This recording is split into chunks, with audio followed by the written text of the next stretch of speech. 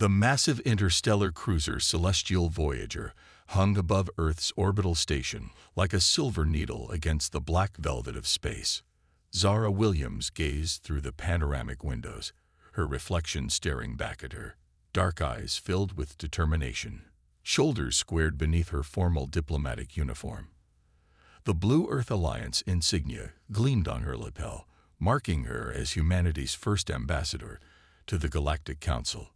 Final boarding call for Flight GC 7734 to Proxima Station, announced a robotic voice. Zara took a deep breath. 7 billion humans were counting on her to represent them well. After decades of being the newcomers to galactic society, Earth had finally earned a seat at the Council. This journey would either cement humanity's place among the stars or confirm what many alien species already believed, that humans were simply too primitive to participate in galactic governance. She joined the boarding line, surrounded by beings from across the galaxy.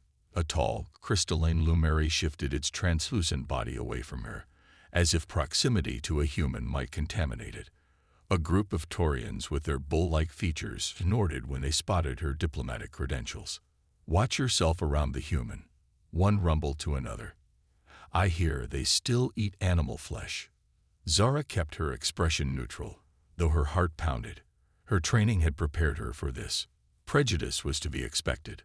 Earth was the newest member of the galactic community, and trust would take time. At the boarding gate, a Vexarian flight attendant processed passengers.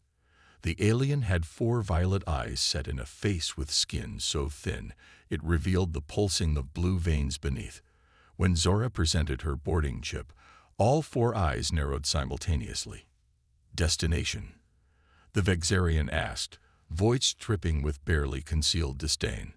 "Proxima Station, continuing to Galactic Council headquarters," Zara answered calmly. The attendant scanned her credentials, then looked up with surprise. "First-class accommodation.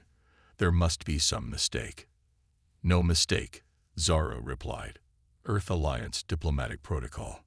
The Vexarian's skin flushed purple with contempt. "I see. How unexpected that humans would qualify for first-class seating. Your species hasn't even mastered basic stellar navigation without our technology." The attendant's voice had risen deliberately, causing several nearby alien dignitaries to turn. Mandibles clicked with amusement. A pair of meridians with their jellyfish-like appendages pulsed with light patterns that Zara recognized as their equivalent of laughter. Zara felt her cheeks burn, but kept her voice steady. "My credentials are valid and confirmed by Galactic Transit Authority." The attendant's mouth twisted into what passed for a smile among Vexarians. "Of course, Ambassador. We accommodate all species aboard the Celestial Voyager, even primitive ones. Perhaps you'll find our advanced systems educational during your journey." Zara stepped past the smirking attendant, her face carefully composed. This was exactly what her diplomatic trainers had warned about. The subtle and not so subtle reminders that humans were the galactic newcomers, barely out of their planetary cradle. She made her way down the boarding tunnel, aware of the stairs following her. Humans were still rare enough in deep space travel to attract attention, and a human ambassador was practically unheard of. The ship's interior was a marvel of alien engineering. Gravity plates allowed species from worlds of different masses to walk comfortably. The air was a carefully balanced mixture suitable for multiple forms of respiration.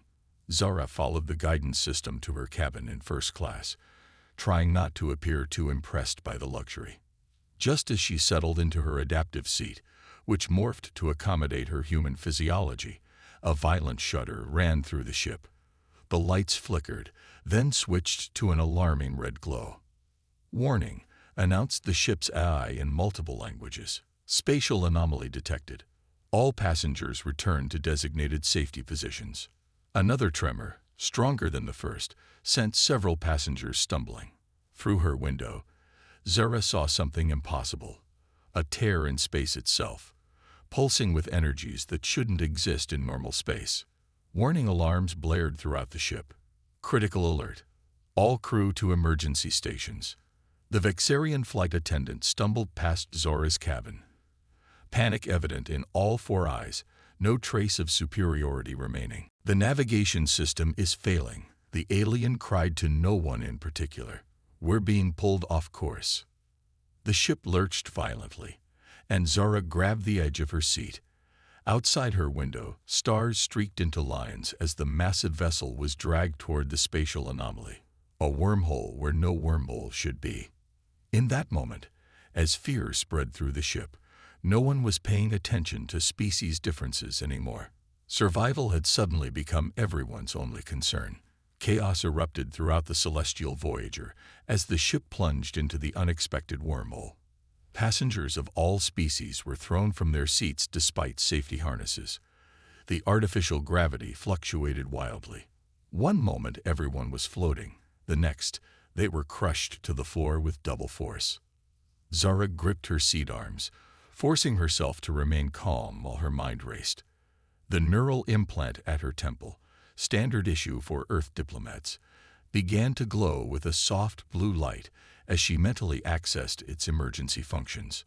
Through her cabin window, she witnessed the impossible. Space itself had twisted into a tunnel of swirling energy, its walls pulsing with colors that human eyes were never meant to see. The ship trembled like a frightened animal as it was dragged deeper into the anomaly. "Structural integrity at 60%, announced the ship's AI, its normally smooth voice now fragmented. "Navigation systems offline. Communication systems offline." The cabin door slid open as the Vexarian flight attendant stumbled in, clinging to the wall for support. All four of her eyes were wide with panic, her once perfect uniform now torn and disheveled. "You need to return to your safety position," the attendant said automatically, though fear had replaced her earlier condescension. "What's happening?"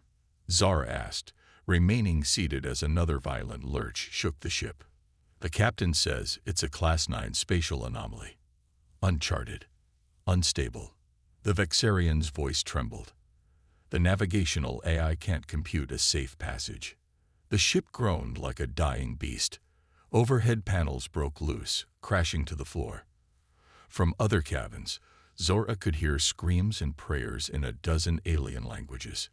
"Does this ship have manual override capabilities?" Zara asked.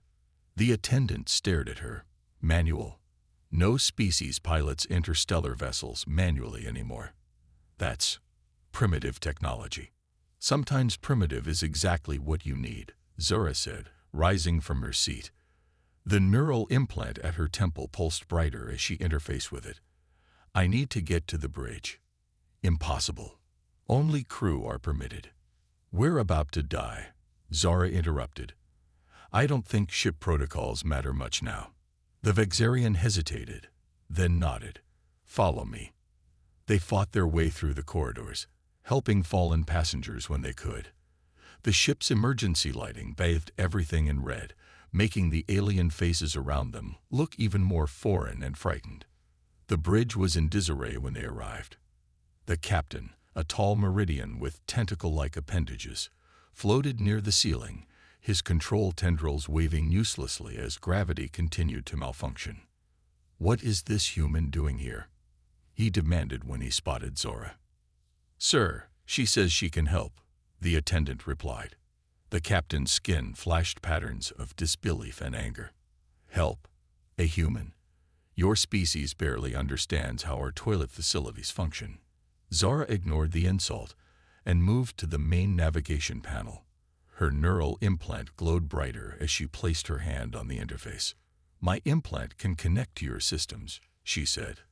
"I was a pilot during Earth's resource wars.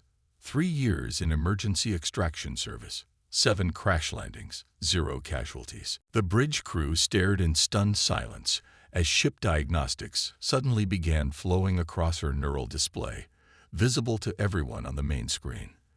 The Vexarian's skin paled to a translucent white. "Impossible," the attendant whispered. "You understand our systems." "Humans are good at adapting," Zara replied, her eyes never leaving the controls. "Very good." Her fingers moved across the alien interface with surprising confidence, The neural implant translated the alien code into something her human brain could comprehend. "The wormhole is collapsing behind us," she announced. "We can't go back. Our only option is forward, but the ship's AI can't calculate a safe trajectory." "Because there isn't one," the captain snapped. "The variables are too complex. For an AI, maybe," Zara said. "But human pilots were flying by instinct long before computers existed." She closed her eyes for a moment, feeling the ship's movements through the interface. The neural implant hummed against her skin, processing data faster than any human mind could alone. "I need full control of the propulsion system," she said, "and divert emergency power to forward shields." The captain hesitated. "That's against all safety protocols." "So is dying in an unstable wormhole," Zara replied evenly. Finally, the captain nodded to his first officer. "Do as she says." As the controls unlocked, Zara became one with the ship. Her neural implant translated the alien technology into something her human brain could understand. She could feel the currents of the wormhole, the dangerous eddies, and the safer passages. "Hang on," she warned, and then guided the massive ship into a spiral pattern that no eye would have attempted. The ship groaned in protest, but followed her commands. "What are you doing?" the captain demanded. "Surfing," Zara replied, a small smile on her lips, something humans have always been good at. The wormhole spat the celestial Voyager out like a watermelon seed, hurling the massive ship into unknown space. Warning systems blared as the vessel stabilized, its engines humming back to normal operation. The main view screen flickered to life, revealing their new surroundings. Stars in unfamiliar patterns dotted the blackness. No recognizable navigational markers appeared on any sensors. "Location unknown," the ship's AI announced. "No reference points in navigational database." Zara stepped back from the control panel, her neural implant cooling as she disconnected from the ship's systems. The bridge crew stared at her with a mixture of awe and lingering suspicion. She had guided them through the wormhole when their advanced AI couldn't, a fact that clearly disturbed them. "How far from Proxima Station?" the captain asked his navigation officer. The Taurian officer shook his massive bull-like head. "Unknown, sir. These star patterns match nothing in our charts." "Scan for any nearby systems or stations," the captain ordered. The Vexarian flight attendant approached Zara while the crew worked. Her earlier contempt had vanished, replaced by a cautious respect. "That was unexpected," she said. "I've never seen anyone pilot manually through a spatial anomaly." "Sometimes the old ways work best," Zara replied. "Computers follow rules. Humans bend them." A sudden alarm cut through their conversation. The tactical officer's voice rang out, high with fear. "Captain, 5 vessels approaching at high speed." On the main screen, 5 sleek black ships appeared, moving in perfect formation. Their design was like nothing Zara had seen before, predatory, with forward sections that resembled bladed weapons. They bristled with what could only be offensive capabilities. "Identify," the captain demanded. The communications officer's tentacles trembled. No response to hails. "They're running with signature dampeners." An elderly Jorvian diplomat who had made his way to the bridge gasped loudly, his gray skin turning almost white. "Nocturne Collective," he whispered. "We're dead already." A collective shudder passed through the alien crew. Even the captain's color faded to a sickly pale blue. "Who are they?" Zara asked. "Pirate Coalition," the Jorvian explained, his voice shaking. "They operate in the uncharted regions. No survivors, ever." The captain slumped in his command chair. "The Nocturne take no prisoners," he said flatly. "They strip ships of all valuable technology, then scuttle them with all hands still aboard." "You're giving up without a fight?" Zara asked, disbelief in her voice. "Fight?" The captain looked at her as if she had suggested breathing vacuum. "A celestial Voyager is a passenger liner, not a warship. We have minimal defenses and no offensive capabilities." "They haven't met humans yet," Zara said, studying the formation of the approaching ships on the tactical display. The neural implant at her temple began to glow again as she accessed ship schematics. She turned to the Vexarian attendant. "I need access to maintenance systems." "Maintenance? Why would that?" "Because you want to live." Zara cut her off. The main view screen flickered, then displayed the image of an alien unlike any aboard the Voyager. Its body was covered in overlapping scales of deep purple and black. A ridge of sharp protrusions ran from its forehead down its spine.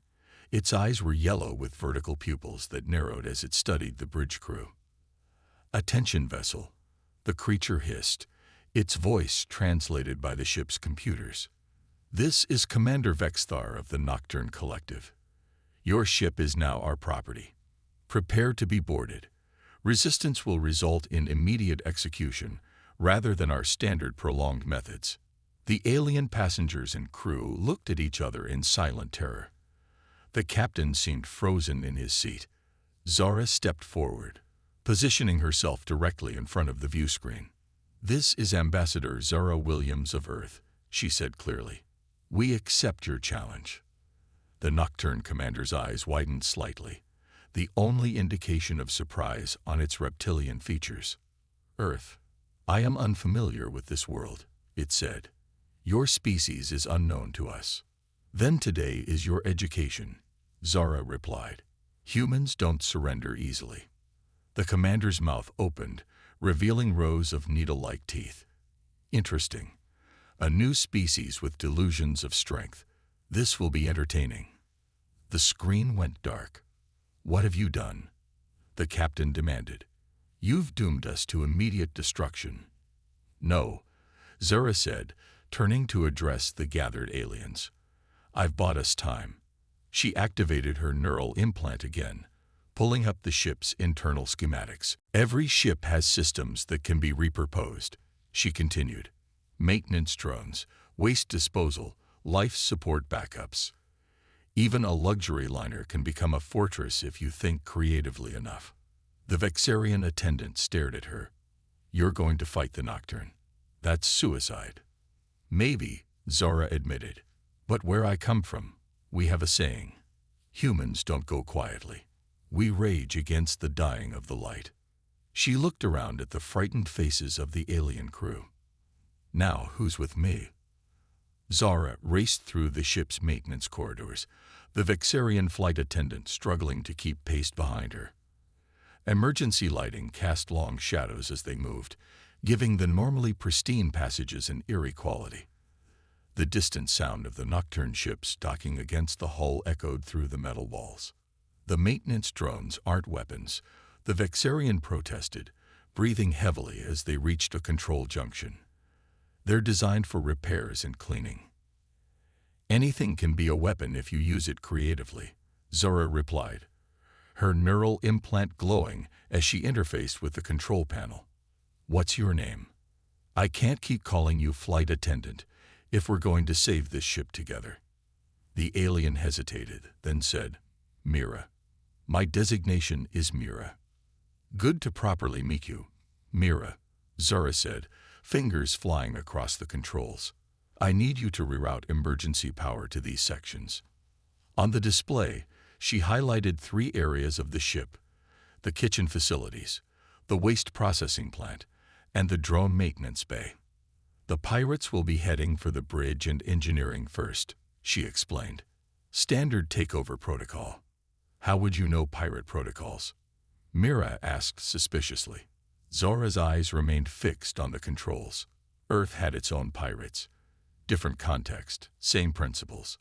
Those who want to take something by force follow predictable patterns. Throughout the ship, passengers huddled in their quarters, following the captain's orders to lock their doors and not resist. The captain himself, along with his senior officers, waited on the bridge, preparing to surrender formal control of the vessel. But in the lower decks, Zara's plan was taking shape. Maintenance drones, normally used to repair hull damage, were being reprogrammed to swarm intruders. Kitchen appliances were being modified to create localized electromagnetic pulses that could disable the pirates' weapons. Waste processing chemicals were being combined to create smoke bombs and improvised explosives. "This is insane," Mira said, watching Zara work. "No other species would think to use cleaning supplies as weapons." "That's humanity's greatest strength," Zara replied. "We see possibilities where others see limitations." The ship shuddered as the Nocturne vessels completed their docking procedures. Over the ship's communication system, they heard the captain's voice, strained but dignified, informing all passengers that the ship was being boarded and that they should comply with the pirates' demands. "He's giving up," Mira said. "He's buying us time," Zora corrected, "and keeping the passengers from panicking." The first reports of boarders came minutes later. Security feeds showed the Nocturne pirates moving through the ship with military precision. They were tall, scaled humanoids, each armed with energy weapons and wearing light armor that seemed to shimmer as they moved. "They're heading for the engine room first," Zara noted, "just as I predicted." She activated the first phase of her plan. In the corridor leading to engineering, maintenance drones swarmed from their charging stations. Dozens of the small machines, each no bigger than a human hand, flew toward the advancing pirates. The Nocturne troops stopped, confused by the approaching cloud of mechanical devices. Their leader barked an order, and they raised their weapons. "Now," Zora whispered, activating the second phase. The drones exploded in a cascade of electrical discharges, creating a temporary electromagnetic pulse. The pirates' weapons went dead in their hands, their communication devices failed, and even their armor seemed to lose power. "The pulse is temporary," Zora told Mira. "We have about 3 minutes before their systems reset." Throughout the ship, similar scenes played out. Pirates who entered the kitchen areas were met with automated food dispensers that sprayed superheated cooking oil. Those who approached the cargo bay triggered improvised pressure plates that released collected waste gases, causing disorientation and nausea. "It's working," Mira said in amazement, watching the security feeds. "They're actually retreating in some sectors." "Not for long," Zora cautioned. "They'll adapt. Pirates always do." As if confirming her words, a new group of Nocturne troops appeared on the monitors, these wearing different armor and carrying backup weapons. "They've called in their elite forces," Mira said, her voice rising with fear. Zara nodded grimly. "I expected that. Time for Phase 3. She activated a ship-wide communication channel.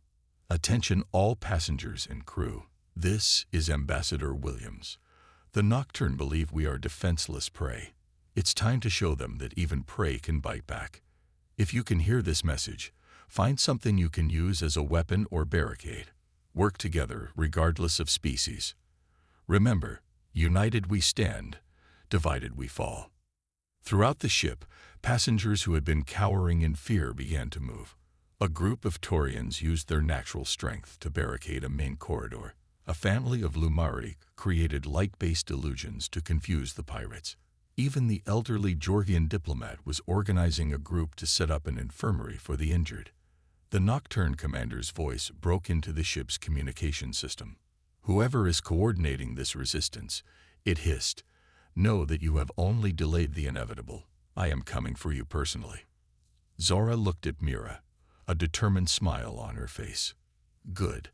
That's exactly what I wanted." "You wanted their commander to hunt you down?" Mira asked incredulously. "No plan survives contact with the enemy," Zora said.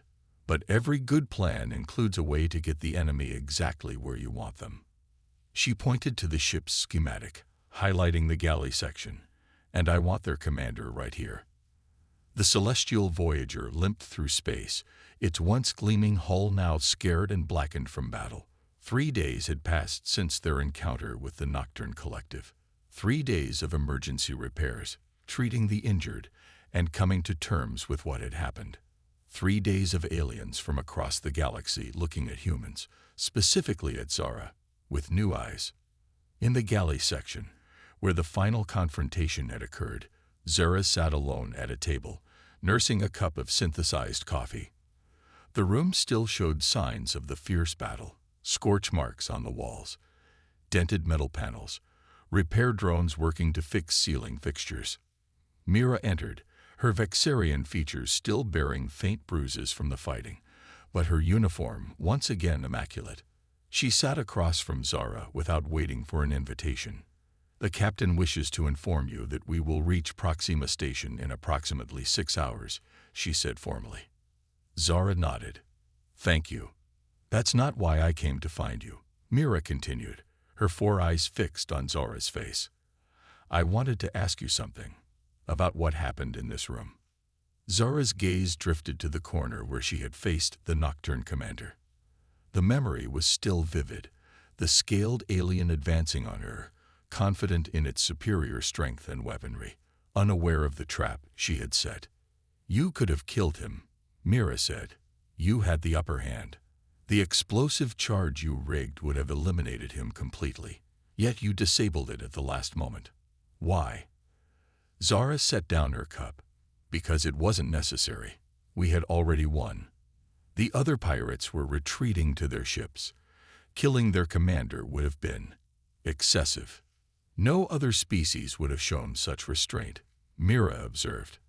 "The Nocturnes certainly wouldn't have." "That's the difference," Zara said. "Humans understand that victory doesn't always require destruction. Sometimes mercy is the greater victory." The ship's communication system chimed. "All passengers, prepare for docking procedures at Proxima Station. Thank you for traveling with Galactic Transit." As they approached the station, word of their arrival had spread. The main viewing lounge was crowded with passengers and crew, all wanting to witness what would happen next. The story of how a small passenger liner had fought off the dreaded Nocturne Collective, something no military vessel had managed to do, had already been transmitted ahead. When they docked, a delegation was waiting. High-ranking officials from various species stood in formal arrangements, an honor guard that no one had expected for a simple diplomatic transport. The captain, who had been skeptical of Zora's leadership during the crisis, now insisted that she lead the disembarking party. As they stepped onto the station, cameras and recording devices captured every moment. Ambassador Williams, a tall Meridian official, greeted her, its tentacles arranged in the pattern of highest respect. "News of your actions has reached the council chambers. They are most eager to hear your account." Behind the officials, Zara could see ordinary citizens of all species gathered, watching with curious eyes. Among them were whispers and pointed fingers. The words human and earth were repeated often, no longer with dismissal, but with something approaching awe. The journey to the council headquarters took another day. By the time they arrived, the story had grown. Recordings from the ship's security feeds had been released, showing moments of the battle, particularly the final confrontation where Zara had faced down the Nocturne commander, speaking words that were now being repeated throughout the galaxy. "Humans don't seek conflict, but we don't shy from it. We protect those who cannot protect themselves. We stand against bullies and tyrants, and we judge victory not by how many we defeat, but by how many we save." The council chamber was a vast amphitheater, with representatives from hundreds of worlds seated in tiered sections. When Zara entered, a hush fell over the room. She walked to the center of the floor, suddenly aware of how small Earth's influence was among these ancient civilizations. The council leader, a being of pure energy contained in a specialized environment suit, spoke first. "Ambassador Williams of Earth, your actions aboard the celestial Voyager have caused us to reevaluate our understanding of your species." Zara stood straight, feeling the weight of responsibility on her shoulders. "I acted as any human would in that situation." "Precisely," the leader replied. "And that is what gives us both hope and concern. A species so young, yet so adaptive, so physically limited, yet so mentally resourceful, so numerically few, yet individually capable of such impact." Murmurs spread through the chamber. The seat offered to Earth was a courtesy. The leader continued, "A political gesture with little expectation of meaningful contribution. That assessment was in error." Before Zara could respond, a familiar figure approached from the side of the chamber. The Vexarian flight attendant, Mira, now dressed in formal diplomatic attire. Council leader, Mira announced, I have submitted my formal request to serve as liaison to Earth. I believe my personal experience with humans makes me uniquely qualified. Zara couldn't hide her surprise. Mira met her gaze. I once thought humans were primitive, Mira said, loud enough for all to hear. I was wrong. They see possibilities where we see limitations. They find strength and diversity where we seek conformity. They offer mercy where we would demand vengeance.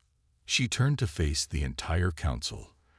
I believe we have much to learn from Earth, and much to fear if we dismiss them again. As the council erupted in discussion, Zara felt a strange sense of peace. This had never been about proving human superiority.